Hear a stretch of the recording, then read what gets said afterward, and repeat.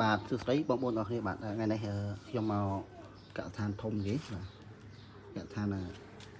ស៊ីមរៀបបេតាបាទមានកឋានរៀបធំវិញចំត្រីរាប់ឆ្នាំមានដកសល្អបាទ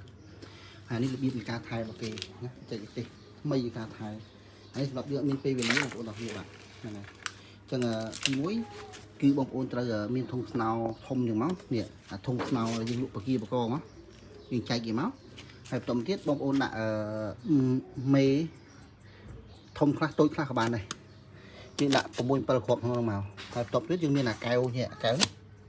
វខ្លីហ្នឹងបងប្អូនបាទនេះកែវខ្លីចេញមកយើងដាក់កដាលចេះហើយបន្តមកយើងមានទីក្រឹមមួយអាទីក្រឹមមកចាស់ក៏បានមកថ្មីក៏បានយើងដាក់ហ្នឹងដាក់ចំកដាលបងប្អូនហ្នឹងបាទហើយឆាយជាតិទៀតអាកែវនឹងដាក់ទឹកផងបាទហើយបន្តទៀតយើងលេងឈ្មោះដែលយើងថែហ្នឹងនៅក្នុងហ្នឹងនេះឈ្មោះថែបងប្អូននេះបាទអញ្ចឹងដាក់ក្នុងចោលទៅវាដេញ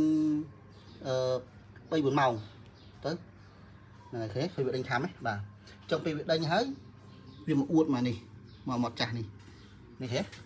ពេលវាដេញហើយវាមកអួតហ្នឹងហើយជិះដេញវាចោល3 4ម៉ោងទៅហ្នឹងហើយតោះមកយើងដាក់កែវចិញ្ចឹមរបស់យើងឲ្យវាស៊ីចំណីវិញបាទអានេះចៃទេគេចិញ្ចឹមថ្មីបាទងាយនេះកែវចិញ្ចឹមមកគេបាទនេះច្រើនណាដាក់ទឹកហើយកែវឲ្យបានពុះយ៉ាងល្អបាទ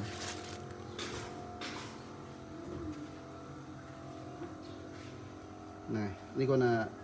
ចែករំលែកការថែត្រីរបស់កឋានគេបាទហ្នឹងហើយនោះកន្លែងគេម៉ាក់ហើយគេម៉ាក់ត្រីគេម៉ាក់ចឹងបងនេះគឺដាក់ទឹកចិញ្ចឹមគេទឹកម៉ាក់គេចាស់តិចដាក់ធុងធំនេះហើយដាក់សារ៉ៃអីទៅយើងម៉ាក់ទៅខ្លួនត្រីវាលាងខ្លួនស្អាតល្អហ្នឹងហើយវាអត់ stress ត្រីហ្នឹងហើយអរគុណច្រើនខ្ញុំមានតែប៉ុណ្្នឹងឯង